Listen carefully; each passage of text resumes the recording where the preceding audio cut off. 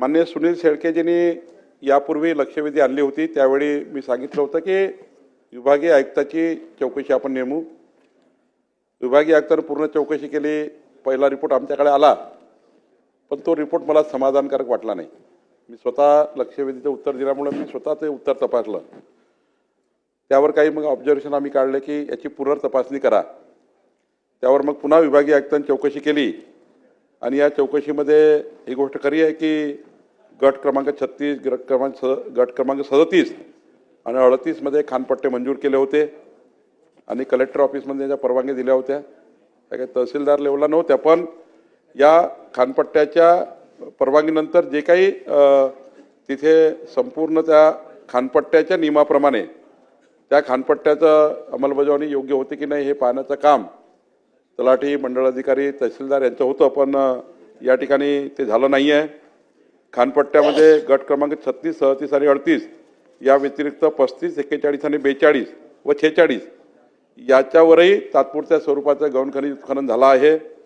या ठिकाणी जेव्हा आम्ही ETS मोजणी केली, त्या ETS मोजणीमध्ये आपलं जे या ठिकाणी लक्षवेधीमध्ये आणलं होतं की 3,63,000 ब्रास जे उत्खनन या ठिकाणी आपण जे परवानग्या दिल्या होत्या त्यापैकी 4,54,000 हे म्हणजे 90,000 ब्रास जास्त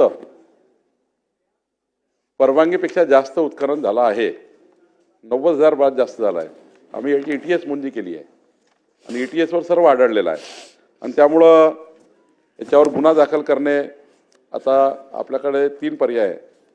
पहिला तर गुन्हा दाखल करणे, दुसरं दंड आकारणी करून त्या सर्व 7/12 मध्ये नोंदी घेणे, दंड आणि समजा दंड भरला नाही आणि त्या ठिकाणी व्याज दंडावर जे काही दंड आणि व्याज आहे ते आम्ही लावू, ते आम्ही 7/12 नोंद घेऊ आणि 7/12 नोंद घेऊन भरलं तर 7/12 कोरा करू, नाही तर 7/12 त्याची नोंद येईल।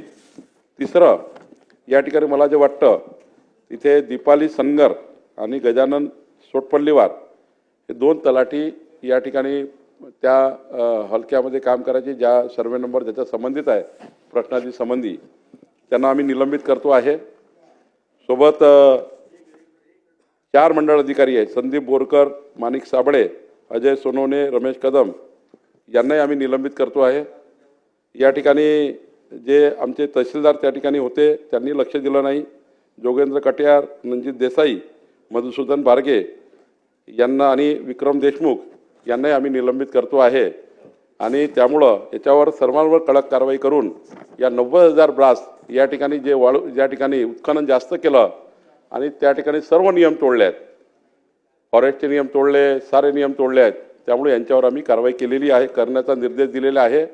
आता आम्ही यांचं निलंबित करतो आहे आणि 90,000 ब्रास हे जे उत्खनन झालं आहे याचा पूर्ण दंड वसूल करून या ठिकाणी कारवाई आम्ही करणार आहोत।